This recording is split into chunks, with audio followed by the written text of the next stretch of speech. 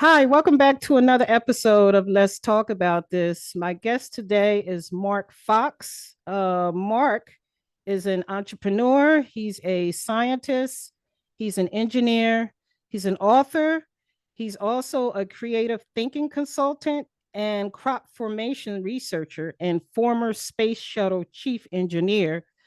He's also a hot air balloonist. Actually, he's been doing this for 36 years and he built his own airplane. That's amazing. That is Thank you. amazing to be able to build your own airplane. I want to get into first of all, I want to talk to you about the hot air balloon. Okay, you've been doing this for 36 years. Yes. When did you start getting into doing hot air ballooning? Well, actually, I saw a balloon fly over me in college, and I was like, I kind of got interested in it, and I'm like, I need to do that someday. And then I ended up moving to Utah after the Space Shuttle Challenger accident, and I was like, I saw some balloons flying out there. I'm like, well, how do you get involved in this? And this is how long ago it was. I looked into Yellow Pages under hot air balloons, and it called a guy, and I, how do you get involved? He goes, you come out in Park City, Utah, and take a lesson. So I did, and I got hooked from there. So yeah, I've been flying them since then. So you've been doing it ever since then. So you just got on there and you just no fear, no nothing, just Oh, got on. there's definitely fear hanging a sack of hot air, right? But you got to try and get used to it.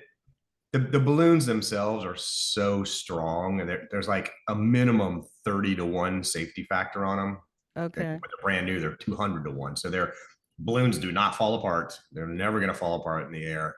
The only risk is landing normally with power lines. The catch 22 is you want to land near a road because you got to get your chase vehicle to you. Mm-hmm. But most roads have power lines, so you got to just be careful of power lines.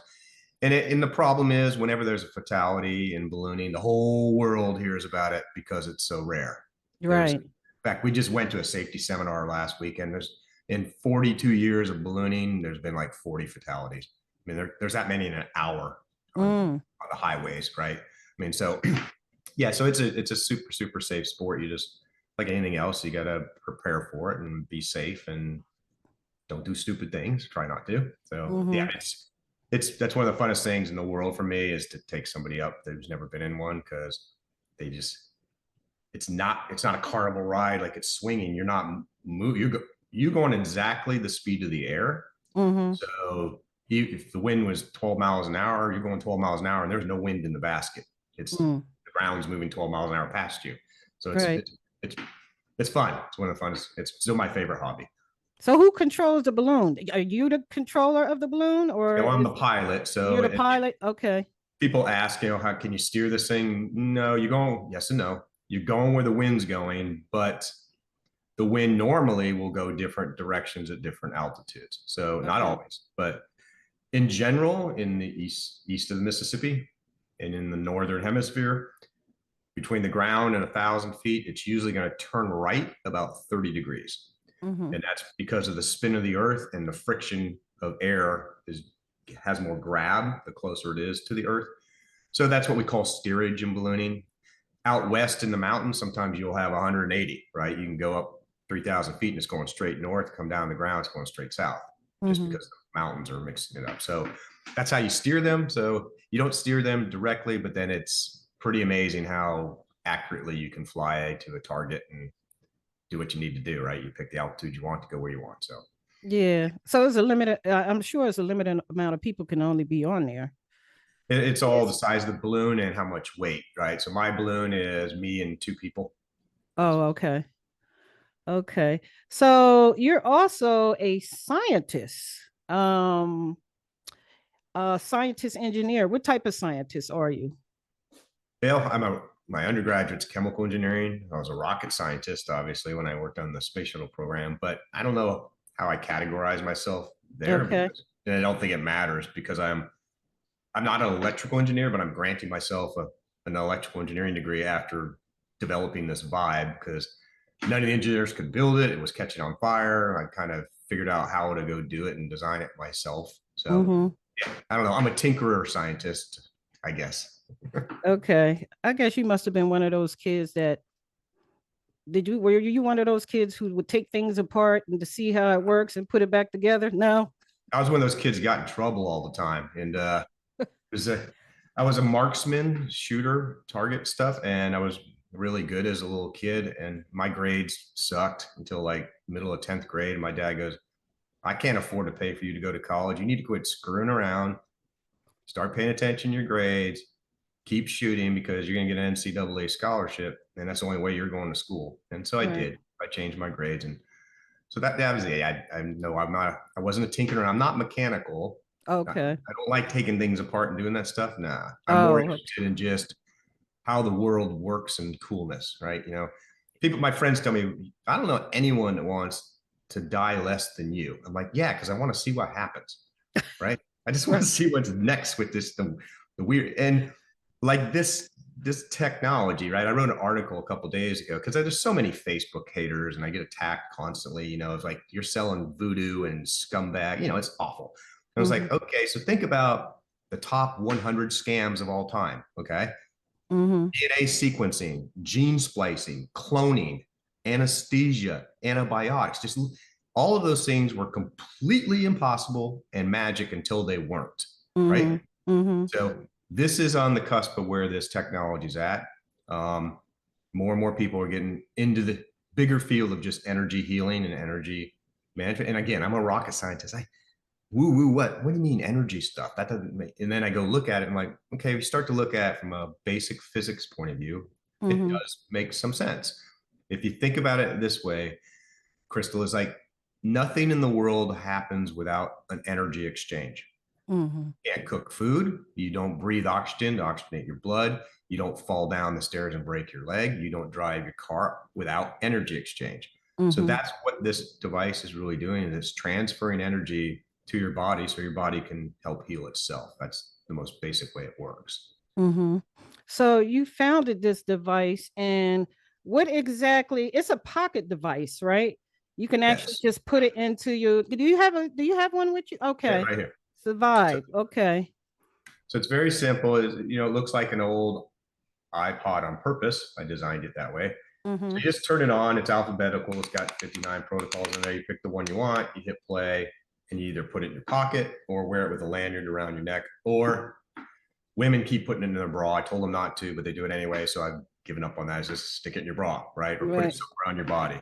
And then you just let it run its protocol. It's putting out a magnetic field that's and it's not so PMS, pulse electromagnetic field. The Earth does it all the time. It's called the Earth's heartbeat. Well, that's what I call it. So 7.83 hertz. And what it actually is, it's all the lightning strikes around the world are echoing off the ionosphere and the Earth itself. And the geometry is such that it acts like a bell. So it's resonating like a bell. So you're engulfed in it all the time. So if it was harmful, you and everything on Earth would be dead. Right. So the Earth puts it out all the time. This is just using that specifically to target various ailments. So each protocol on there is different. They have frequency pairs. If you think of a chord on a guitar, and so that's two chords, two notes, right, on a chord. So A, frequency A is where is it? B is what's wrong with it. That's oversimplified a little bit, but that's kind of how it works. And then the protocols are a song. It's going to go through 30 different chords that change every 1 to 3 minutes. So for example, like PTSD is extremely complex. It's in every part of your body, every part of your brain, all your organs, your blood. So it's systematically going through your entire body and targeting badness and trying to make it good. So that's how it works. It's the real answer is like, how does it actually work? Nobody knows, but nobody knows how aspirin works or any drug for that matter. They have theories on how it works, but you never proved it, right? But we do know this much. We know, the community knows, the medical community knows, the cells in your body, specifically the mitochondria, have a charge on them like a car battery. They have a voltage. When that voltage gets low, you get sick. And it's been proven to increase the voltage. So it recharges your cell's batteries. And ATP, which is called adenosine triphosphate, it's the number one fuel in your body for cells. It's their food. And it's been shown to increase ATP up to 500%. So those are the two main things. It's recharging your cells' batteries It's providing more food for your cells so your body can heal itself. That's the leading theory at the highest level of how it works. So what about medication? What about people who are taking medication? Are you able to use this advice as you're taking the medication as well? Or is this for people who just want to be specifically holistic and just want to do something natural minus medication? Yeah, let me clarify one, hammer this home too, is I'm not a doctor. I'm a rocket scientist, so I can't diagnose, treat, or cure anything. Okay. Having Right. said that, here's what I tell people to do. I don't want you to change anything because I just want you to see if this one variable that you introduced to your life has made a change. Mm-hmm. Let's talk about type 2 diabetes specifically. Don't change your medication, don't change your diet, and don't change your exercise. Don't do anything for 30 days and see if this brings the blood sugar down. Honestly, Crystal, until this morning, I've never had anyone where it did not work. Mm-hmm. As of this morning, I have one customer who said their blood sugar is not coming down. Okay. Don't know. Nothing's 100%, right? But it was until a couple of Right. hours ago, right? Right. So what I tell people is that it's like, don't reduce your insulin. Don't even do that. Now, many of the customers, their doctors have told them, a very good friend of mine, was on 80 units of insulin a day. He's allowed to drop back to 40 or 10 or whatever he wants based on his blood sugar. Well, he went from 260 down to 100. Wow. So he stopped taking it. And I said, don't stop taking it, Bert, till you talk to your doctor. And he goes, my doctor already said I can. I mean, I Mm-hmm. can manage it. I'm self-managing it based on the feedback. So yes, that's the end goal, is to help people get off meds, get rid of the side effects that are associated with these medications, right? Mm-hmm. Those type of things that they're awful. We all know of them, right? Statins are probably one of the worst things ever. It's like a third of the world has muscle cramps. And anyway, the whole Mm-hmm. stat lie is another rabbit hole I could go down that would Right. drive people crazy. But yeah, so you keep everything the same. Then if you see improvement, talk to your doctor about changing. And back to diabetes real quick. Here's what typically happens. They Mm-hmm. go into the doctor's office and the doctor goes, your blood sugar and A1C looks fantastic. So obviously you changed your diet and started exercising like I told you to. And they go, no, I just started using this. And then they snatch it out of their hand. The doctor calls me usually with the patient sitting there and goes, what is this? I try to explain it to them like I just explained to you. And that's Right. usually how I get a lot of customers who are wholesalers or doctors. Right. Their patient put it in their face and said, I'm using this thing. And they go, it can't be real. So they buy a 10 pack and they use it and it works. And then Uh-huh. they're some of my best repeat customers now. So Right. Yeah, I saw a lot of feedback from a lot of the customers who are already using it. People were using it for different things to help them sleep, for depression, PTSD. Have you had any conflicts with the FDA when with that device? Because we all know that the prescription medication is a big business, like any other business, and a lot of times there becomes problems with the federal government because they don't want us to get rid of the prescription medication. Have you had any kind of conflicts with the FDA about that? Or so I'll answer it a couple different ways. Number one, and I've presented this in lectures and keynote speeches and stuff. People ask me, how would you measure complete success with this business? When Pfizer assassinates me, when I've made enough noise that the drug companies actually care. Because the drug companies, as you just said, everyone knows, look at the 6 o'clock news, there is no commercials that aren't drugs because mm-hmm. they own the landscape, right? I've had a doctor call me. He goes, Mark, I've not felt this good in 40 years. This thing is, why are you not how come everyone doesn't know about you? I go, you're a doctor. You already know the answer because Right. it costs money to make noise. Okay. Mm-hmm. So, and that's what I'm trying to do, make some noise. But again, it's me. I don't have any investors. I don't have a ton of money to put behind it. Right. Mm-hmm. So what it is though, it's categorized as an FDA general wellness device. So the FDA has a category for products like that. And that's how it's classified as an Right. FDA wellness device. So so to answer your question specifically, no, the FDA hasn't contacted me or gave me any kind of pushback. And think about it this way: vitamins, the $1 trillion industry of vitamins, nothing. That's not even an FDA general wellness device. That's not regulated at all. Right. And we So don't know what's in it. We don't know what's in it. So at least this has guidelines. There really aren't any side effects except if you're in severe chronic pain, like for years. The first time you use it, don't be driving a car or operating a catapult or archery or something, because it can get you drunk or stoned. Mm. So what happens, we believe, and it's been measured, is when you're in that much pain and then that pain's not there, the endorphins, your body releases so much endorphins. It's like the runner's high, right? So I've had a woman stand over here as a severe car wreck, horrible back pain. She ran it. She goes, I'm seeing double vision. And she just sat in the chair for a minute. I was like, so be careful the first couple times you use it like that, if it's severe pain, but that's rare. But that's really the only side effect. If it makes you sick, in the really, really rare cases, there's a 90% probability you have an infection somewhere in your body and you just don't know it, like an impacted tooth or a toe, because your body's inflammation is trying to hold that poison or right in one place, and then this is can release it because it's trying to get rid of the inflammation. So it could make, and it's funny, not funny, but when people, hey, your machine, you know, in the doctor's office, they'll go, maybe your machine sucks, it made me sick. And they run out and the doctors go, hey, go get a blood test. You got an infection somewhere. And they go, screw that. I know it's your machine. Right. And then some people will come back and go, oh, you're right. I did have an infected toe. So I've had 3 people tell me, your machine sucks. It made me really sick. All 3 came back and said, oh, circumstantially, I just contracted COVID at the same time I started using the device. So I blame it on your device, right? All 3 of those cases were testing positive for COVID. So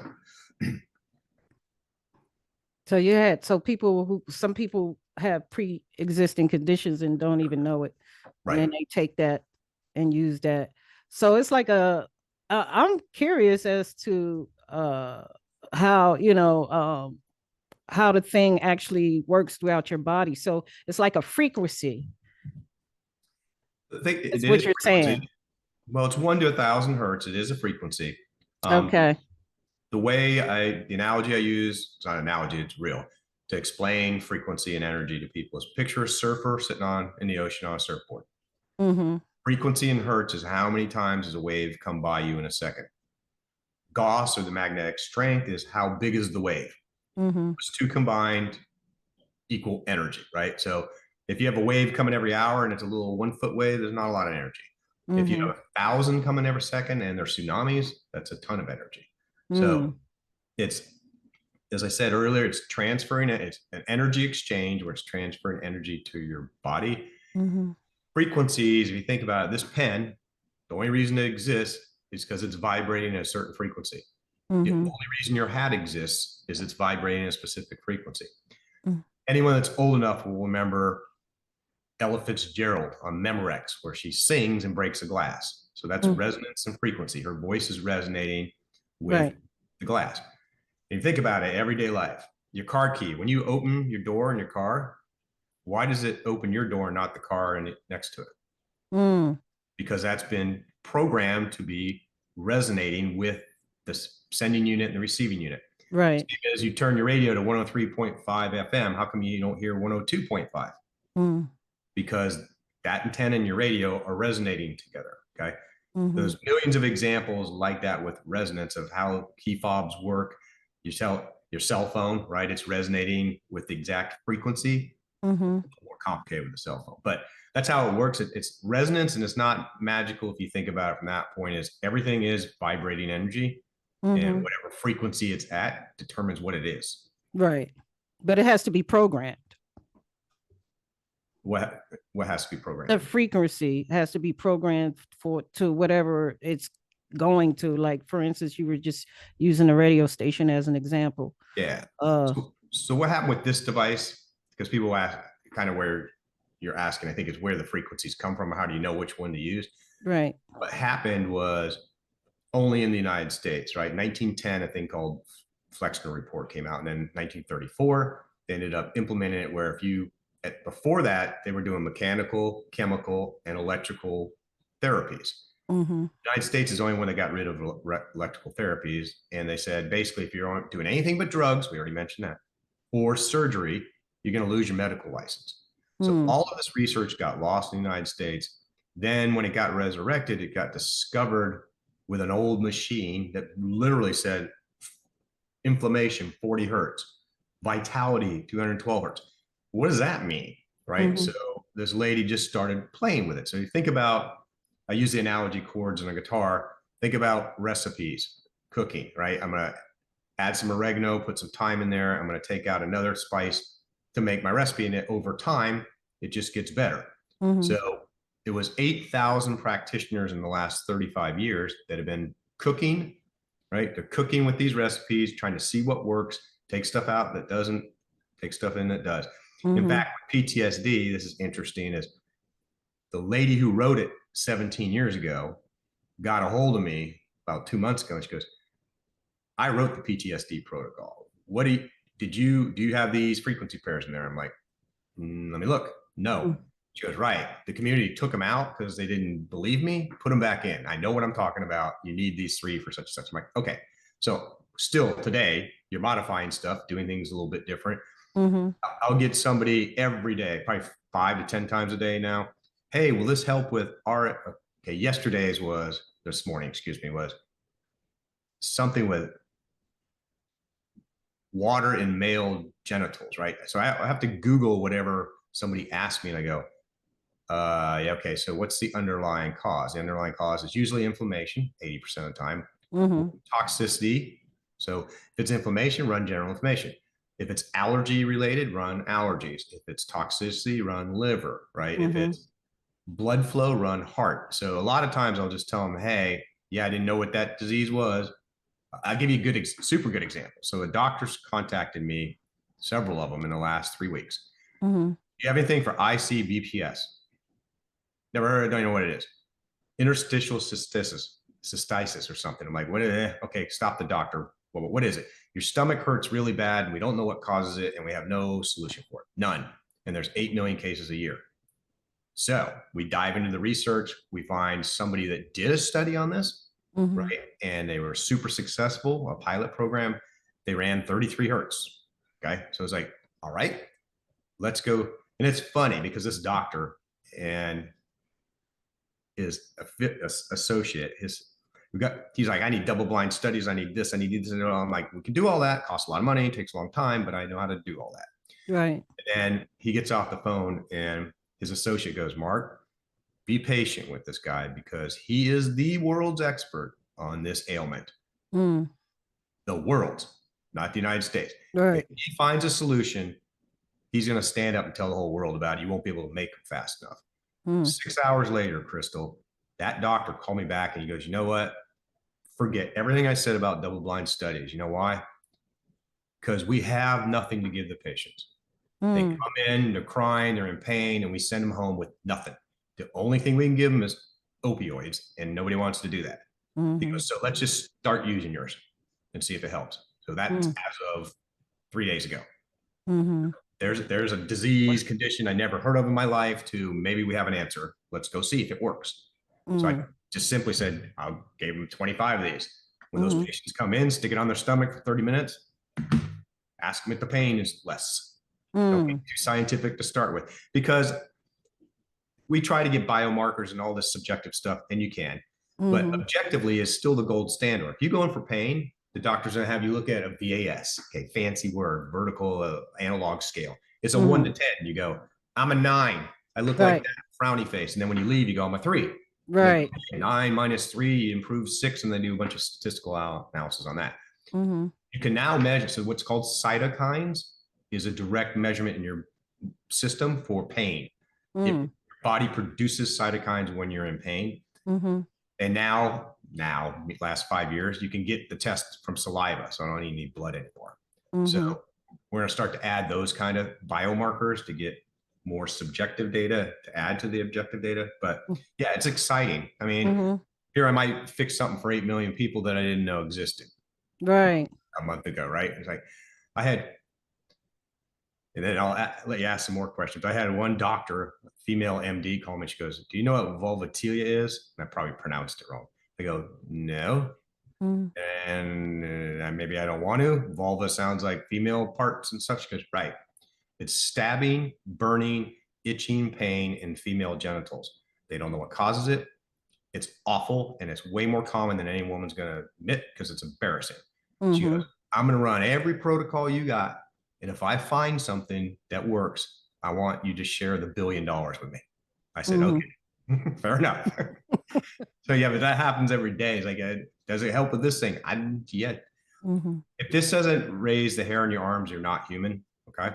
Mm-hmm. I had a 17-year-old girl run brain balancing, and she told me before this, Mark, I've never had a date in my life. I never will because I have Tourette's. Mm-hmm. I get bullied all the time. Boys think I'm a monster. It's awful. She goes, I ran to brain balancing and my Tourette's disappeared. And I have a date Saturday night. That was 2 years ago. She hasn't had Tourette's since then, and she's engaged to the guy now. Wow. Right? I didn't tell her to run brain balancing. I didn't make that connection. It was like, try Mm-hmm. it, see if it works. It can't hurt you. If your body doesn't need the frequencies, it just, in the energy, it just doesn't use it. Right. Right. Oh, well, how come more people don't, know about this device? Noise. It costs money to make noise, right? So, I and mean, people, like, if how, I mean, could people, first of all, where can people get the device if they wanted to get it? They would on my have to go on your website, website. yeah, Oh, okay. resona.health, resona.health, resona.health. Okay. But yeah, it's more and more people are learning about it. And Chris, I'll tell you, if in the PEMF world, if you're just man on the street interviewing people, 1 out of 20 people will have heard of it, and Mm-hmm. they're gonna know of a mat, like a beamer mat, where they went to a chiropractor or a doctor. Mm-hmm. Beamer mats are awesome. Okay, they are, but it's 30-something-year-old technology. And when I get a call every day, how does yours compare to the beamer? Okay, here's my sales pitch. It's 25 times more affordable. It's Mm-hmm. 152 times smaller. It's 8 times stronger. Believe it or not, this little thing is 8 times stronger than a full body mat. It's one piece instead of 8. It fits in your pocket. It's therapy on the go, and you can take it on an airplane. So you can't do Mm-hmm. any of that with a mat. The mats are beneficial, but the technology has moved on faster, better, cheaper, right? It Right. is. So yeah, but and I'll just tell all your listeners this. Yes, it's kind of frustrating because most of my sales are Facebook and Google ads. The Mm-hmm. ads cost many times more than the product. Many Yeah. times, right? Yeah. So The ads aren't cheap. Yeah. Mark Zuckerberg's getting all my money. Okay. Oh yeah. He's getting everybody's money. I heard a comedian the other day go, none of us, he goes, none of us know if Mark Zuckerberg is getting all our organs when we die or not, because you don't know what you signed. There was Right. 300 pages of disclaimer stuff, and you signed it to use Facebook. He may own all your organ parts. Right. That's true. He might. None of us know. Right. And we don't take time to read the fine print. So And you wouldn't understand it if you did, because it's written that's by a true. lawyer. That's true. Right? Yeah, that's something. Wow. I would like to try this device. I had a really bad accident a couple years ago. I can't really get too much into it because it's still a legal situation, but I still have pain and especially lower back pain. And I remember when I first got home, this was 2 years ago, they gave me Oxycontin for pain. Yeah. And I'm one of those people who really don't like to pop pills anyway. And I take it, I take medication because I have to, but eventually, like I said, I'm getting ready to get off of that and do something more natural. And I would like to try this device actually. Could you send me that device? Sure. Yeah, absolutely. Yeah, I'll send you I would information. like to try this device because I want to get away from medications and I want to do things more natural. Yeah. Because like you said earlier, medications have side effects. And I talked to Dr. Gittin. I'm sorry, his name is Dr. Gittin. He was a guest on the podcast. He deals with sexual medicine and things of that nature. That's what he does. And we were having this discussion about how these medications have side effects and how people want to get away from it and do things more natural. Of course, the pharmaceutical industry probably wouldn't be happy about that because, that's where they're getting all their money. But when you take stuff like Oxycontin, that's a drug that you can actually get hooked on. So Oh, I was very, very cautious of taking that medication when I came home from the hospital. I would take it only if I was in severe pain. And if I did, I would only take a piece of it. Like I would break it off and just, take a piece of it. And eventually I just transformed from getting off of that to getting a medical card, marijuana medical card. I live in the state of Pennsylvania. Marijuana is not recreational legal, but it's, you can get a medical card.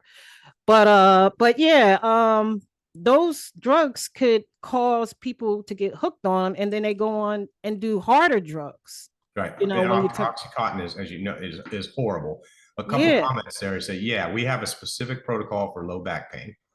All you need to do is wear it around your neck, put it in your pocket, except if it's pain related, arthritis, low back pain, the closer you can get it, the better. So for low back pain, just as you're sitting in your chair, just put it between your underwear and your pants. That's it, right? So another thing that you said is interesting about that is one of the protocols on there is called Resolve 417 hertz, and we're getting great response with addiction, whether it's drug addiction, alcohol addiction, or food addiction, right? There's a number of other addictions, right? So that's helping. There's also a double-blind clinical trial that was ran on opioids and addiction using these frequencies, using brainwave gamma. So can't name them. There is a billionaire in the United States who wants me to run a big addiction study with this device. Waiting to see if that happens and the funding comes through to go do it. But that's pretty exciting too, because Oxycontin, as you know, is like the #1 addictive drug in the United States. Oh yeah. Do you want to hear something? You want to hear a weird statistic with that? What's that? 70%. Okay. First of all, there's 350 million prescriptions every year written for that. There's only 300 million people in the United States. Oh, I believe it. 65% of that is resold on the street. Yeah. Yeah. Yeah. It's well known. It's awful. Right. Yeah, it's awful, and I think that's the reason why the federal government doesn't want to legalize marijuana. I'm big on marijuana because it's a healer. It's help with sleep, it helps with pain, it helps, with a lot of different things. But I think that's the reason why, if the federal government isn't getting anything out of it, then they don't want to legalize anything. But it's good that every state is able to do that on their own, because a lot of people are finding that as a way to heal too. But I would like to try this device. If you could send me this device, sure, I will. I would love to try it and see how it works for myself. And I would love to sponsor, if you can sponsor this.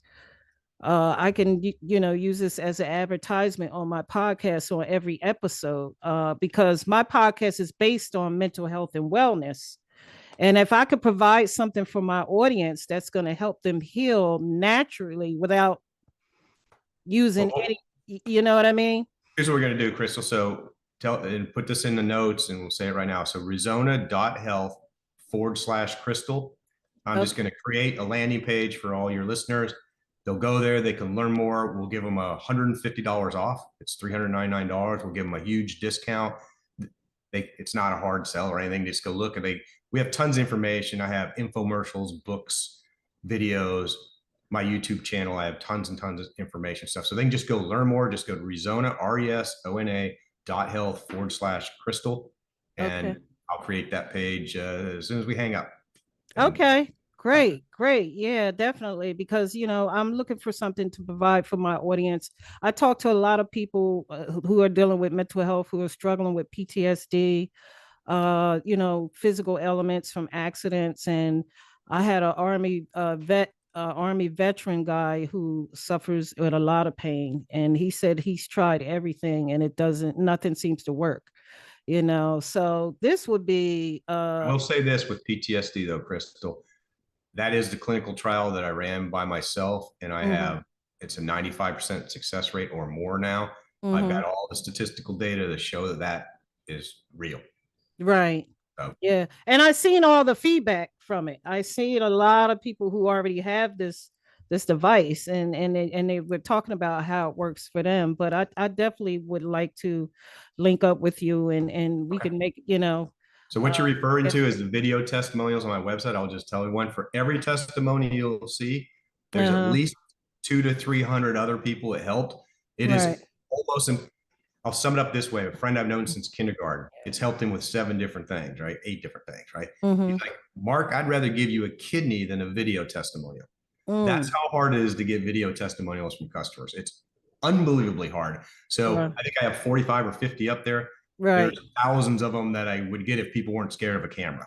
Right. Right. Yeah. Yeah. That's true. Yeah. Yeah. A lot of people don't like to be in front of the camera. Like to be in front of the camera, or I'm going to be recorded for all of eternity. Okay, but whatever. Yeah. I have another question I want to ask you. Sure. Um, you said 95% of crop formations are not man-made, and how could you prove that when you say that? I When you got say, I got a 17-point checklist. yeah, Yes, and I'll tell you number one. So I ain't gonna go through all of them, but I'll hit on a okay. couple of them. Number one is if it's, let's call it authentic, meaning not man-made. Okay. Mm-hmm. If it's authentic, it means the node on the wheat is going to be bent at about 45 degrees, and the little knuckle on it's going to be inflamed. Okay. Mm-hmm. If it's man-made, it's going to be broken.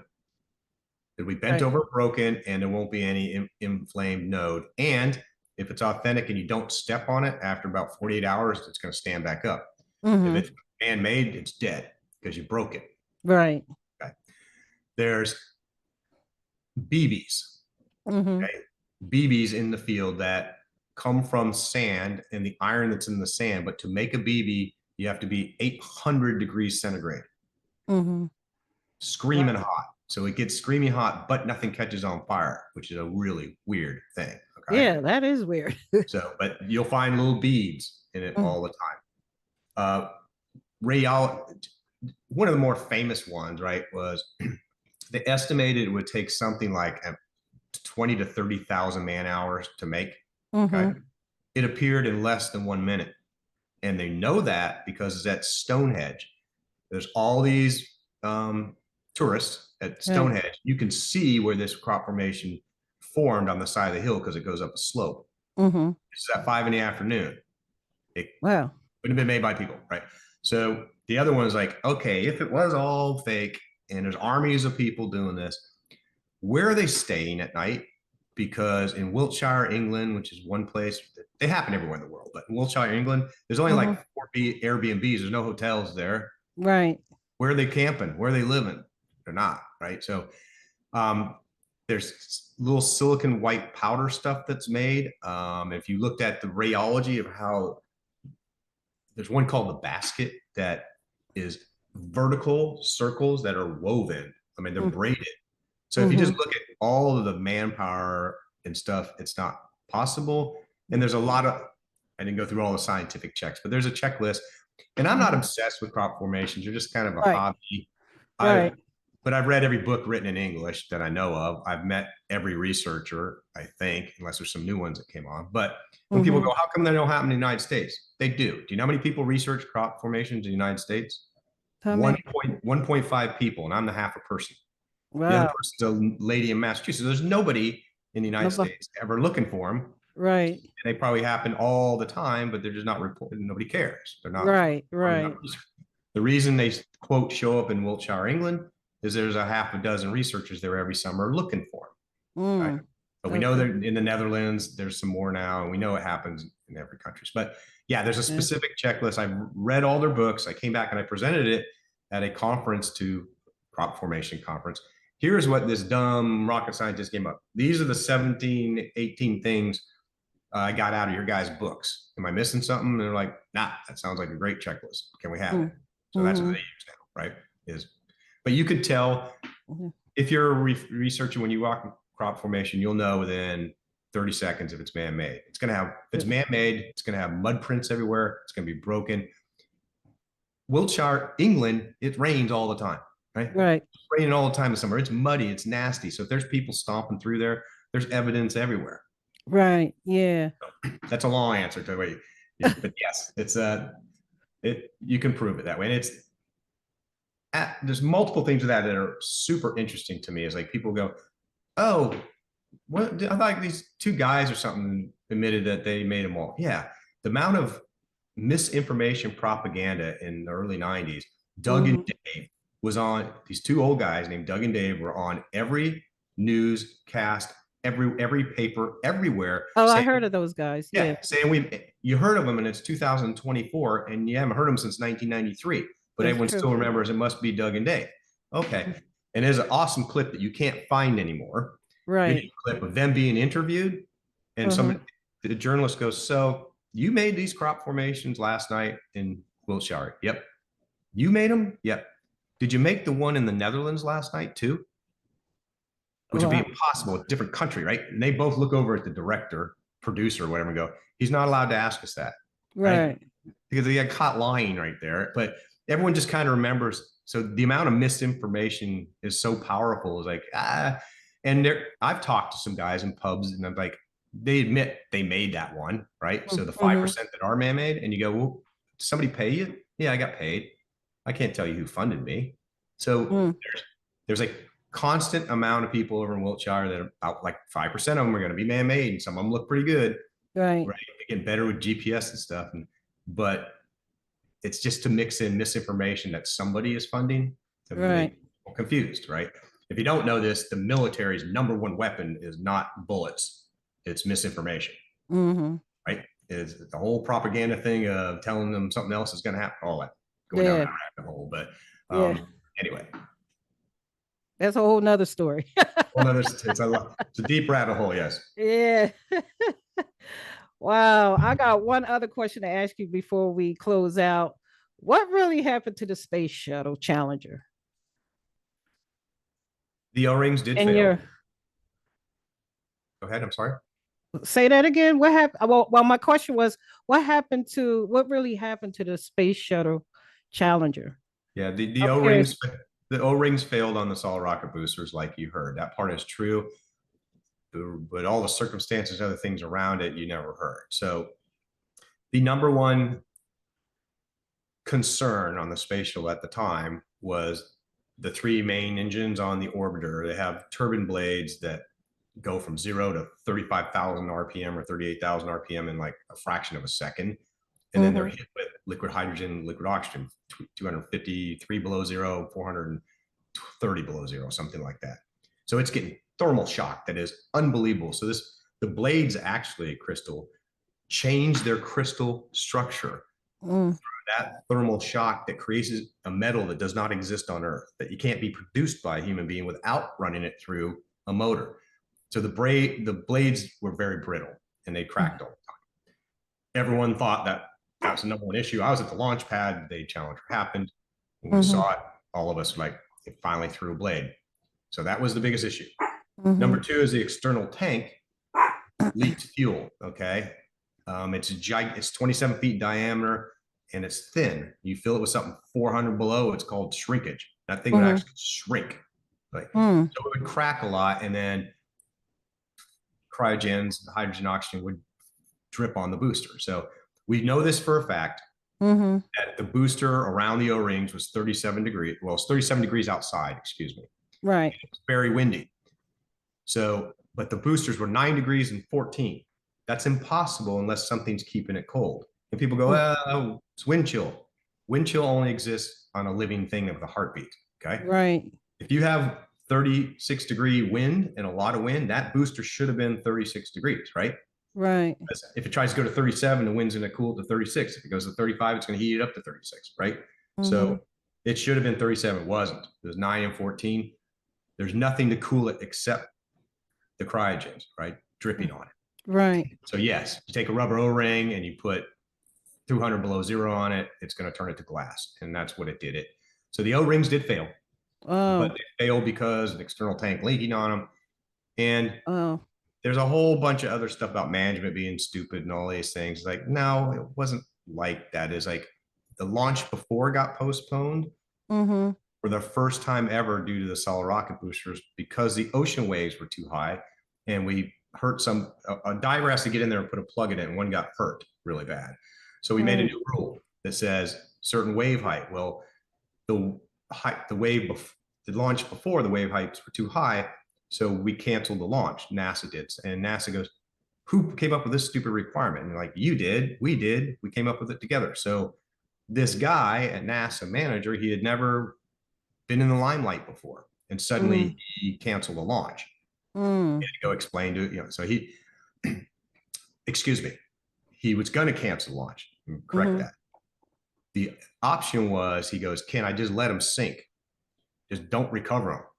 And it's like, "Well, you're the government. You can make that call if you want to." And he goes, "Yeah, let him sink." Right. So he did. And I believe, this is my theory, some bean counter found that, hey, he scrapped more money than he's allowed to do with his pay grade. Right. Suddenly he was explaining to NASA headquarters, his bosses, why he let $20 million of hardware sink. So now he's angry.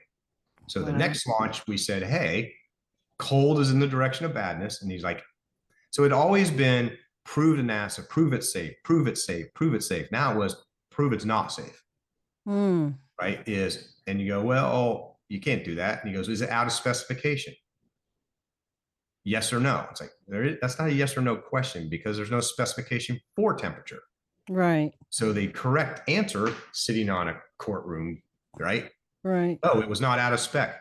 But that's not, tell the truth, the whole truth, and nothing but the truth. That's not it. The whole truth is there wasn't specification for temperature at all. So it's kind of a loaded question. But so anyway, that's another rabbit hole, deeper than crop formations probably. But that's what happened. Yes, the O-rings failed, but it's not whatever the documentary is on Netflix right now, driving me crazy. It's like, oh, the people are so stupid. I can't, how they should all be dead. No, put them in jail. None of that's true. It's a 6 million pound bomb, Crystal. It's a rocket that you intense amount of energy to push something to space. Right. Now, you could make the shuttle safer if you had one astronaut with a backpack. But if you want 7 astronauts in a 50,000 pound satellite, you got to push some energy. Now you try and do it as safely as you can, but it's not zero risk. Nothing is. Yeah, that's true. Wow. Yeah, that was something. I remember when that happened. I forgot where I was at when that happened. I think you can't. Almost everyone can. Yeah, I think I was in New York when that happened. When that actually happened. That's yeah. And I always want to ask that question to somebody like you, as to what really happened. But hey, now we really we know.